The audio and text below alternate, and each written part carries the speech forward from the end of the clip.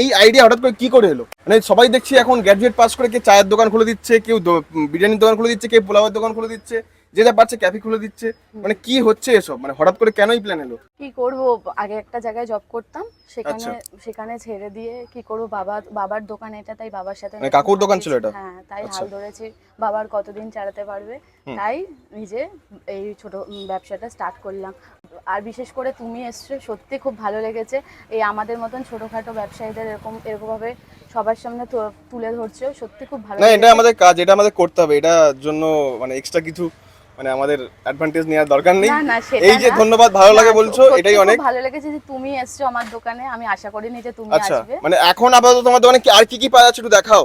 আর পাওয়া যাচ্ছে এখানে, এখানে তো পরোটা করছি। পরোটা মানে কি এটা কি ছেঁড়া পরোটা নাকি? না না, আচ্ছা নরমাল আচ্ছা পরোটা, পরোটার আচ্ছা। সাথে এই যে ঘুগনি। পরোটা ঘুগনি, বাহ বেশ। দেখো দেখো মটরগুলো দেখো, আলু কম মটর বেশি, দেখতে পাচ্ছ। আর কিন্তু